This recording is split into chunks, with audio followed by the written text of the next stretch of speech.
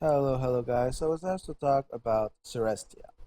Um, First thing you know, she used to be very weak, then she got a lot of changes in her kit. So whenever you're looking at a guide or information on her, you want to be very careful that you're looking at the most recent thing. I mean, even the wiki is not up to date completely. Her active doesn't cost 1 bar, but just the basics. Be sure she got a lot of changes recently, so just be aware of those. So let's get started. Where's her position? Officially, they say center mid, and we kind of all know that unless you don't have Metatron, she's on one of the sides. So yeah, pretty much meta Serestia or Serestia. That's the gig. Frontline, I've never used her there ever, even in COT. Backline, yes, hell yes. Right here, like this, she doesn't get a position bonus for Suicide Serestia in PvE, and I'll be talking to you about that a little bit later on. It will change a few things in how you build her. So let's get started. Ace. Increase attack power and reflex of dark players. Atrocious. Don't use it at all. There's like 15 better aces in dark. I mean, don't do that. If you're gonna go mono dark, even if you're not going mono dark, this is bad ace. Active. This is broken, especially in PvE, because the true value of the ace can already be obtained at a single point in it. Because the only thing that buffs up with the level is the amount of reflex it decreases. As much as 15% decrease reflex is nice, it's not as good as a timer, because certain skills have a timer that goes up with time. So this is very powerful just because the enemy team won't be able to move. This has huge synergy with any form of speed team, and in PvE is great like this. You can force some stacks and do a lot of stuff without the threat of being killed. I personally use this with synergy with Vonchi. Use Serestia active, penetrate, Vonchi shoots. Someone steals, Vonchi shoots again. Someone steals again, Vonchi shoots again. Vonchi had two 1v1s. Normally the goalkeeper's dead around this point, but if they're not, they're pretty damn low, and we're about to steal for the fourth time. So yeah, it works really great with speed fronts. Dark Rose Guarded. When becoming unable to move, deal 10% of the remaining life as damage, increase the action bar by 15% and spirit by 50% of enemy team. Just consider when she's dead. It's easier for people who don't understand what that means. 10% remaining life. It's not as good as it sounds. This is how you're going to be farming it in PvE, but most of the time it's just a nice little debuff for the enemy team, but you're not awaiting too much value out of it. Where the real value in PvP is going to be is the action bar debuff of 15% and the spirit debuff of 50%. Now this is going to be used in many comps, and this combined with Pinol is very powerful because it's going to burn a lot of spirit, and when they get front, they're just never going to be able to active. If you're running something like a Presti, you know how powerful it is to stop them from having active passes. Dark Eden. Decrease critical resistance by 15% and critical rate by 15% for the team for 45 minutes. Now, I know that this is kind of an undervalued skill, but it's actually much more valuable than people seem to realize. Decreasing critical resistance by 15% times 2, so 30% in a goalkeeper without even being in the front line is the equivalent of a front totem. Not to mention it affects the entire team. And decreasing the critical rate will be able to help your backline and a lot of mid lines, especially when you're fighting something like Victoria, and being able to stop her from critting if you have enough critical resistance plus this will be also very powerful. And in PvE, well, they don't have high crit rates. It's good. Sometimes they have high critical resistance. There's just a lot of value in this skill. And again, I want to point out how all of these skills are affecting every line, who's one of the reasons why I consider she's a great legendary. March of Death, too. Decrease the max life by 20%, reflex by 20% of the enemy team. Now, this is honestly the weakest skill when you're in PvE, but in PvP it's broken.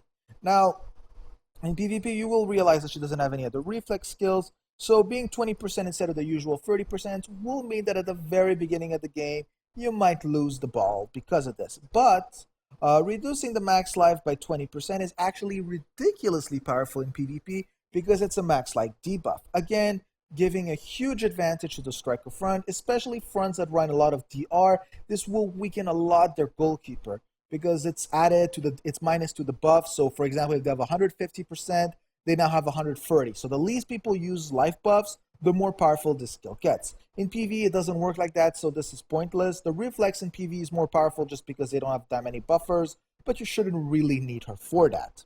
Now, if we look at the chains, if you're going on the Spirit Burn comp, she has Malcolm and Chain, add the Pinol, and just watch them never active ever again.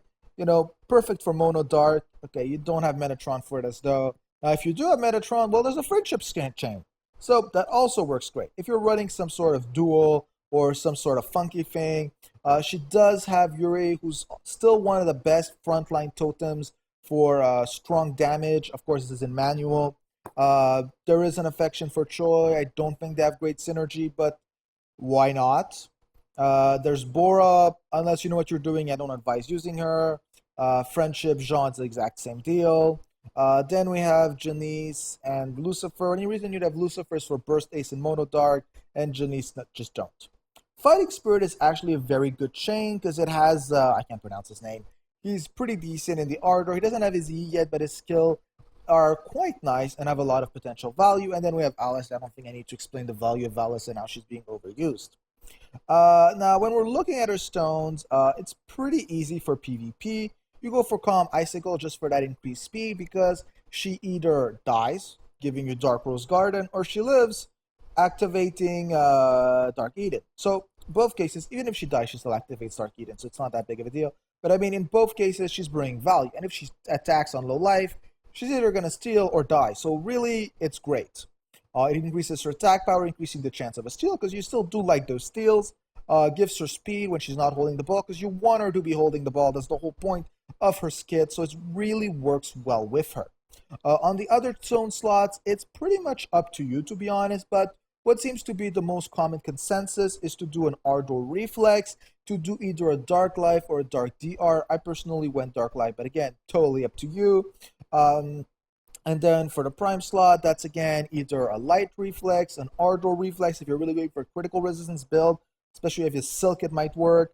And deferred option is always existent, who I'm personally running if you got a Reflex Stone with a broken ass sub. I think mine has like 9.8% DR on it. If a stone of reflex is the equivalent of a DR stone, you might as well just run that. So that's pretty much how she works stone-wise. Now the second use she has is what we call Suicide Bomber Serestia. Now this got nerfed because it became too OP, but you're abusing Dark Rose Garden global totem effect. This is still very powerful in COT, and I still use it there. Now the idea is very clear. You put Serestia either in center, ideally the striker center, that's beautiful. If not, facing the striker, they shoot on the striker. Then you get some people that will revive Serestia on movement, and then you get Serestia to suicide over and over, and then them to shoot on Serestia when they have the ball. The cool thing about this is the stones are pretty easy. You're going to go for the Dark Unit that recovers Action Bar and Spirit. I forgot the name. You go for an Ardor Speed Stone, and you go for a Thunder Penetration Stone, another Thunder Penetration Stone, and Prime. Now, the idea here is you do not want to 7-star her. Ideally, you want her to be around level 30 to 45. The only skills that are going to be valuable here are going to be Dark Rose Garden, and then depending on what you're trying to do, either the active or March of Death, but ideally not March of Death because you don't want her to be able to reflex people. The idea here again is for her to be shot and to keep dying over and over and over again. Like this, when you finally get to the front line, well, the goalkeeper has really low value. This is extremely powerful in PV when you're facing certain goalkeepers, for example, a K. Do not forget that she also burns spirit, so through her alone, they will have no spirit, and they will have low life, allowing them to be prone to very strong one-hit KO strats.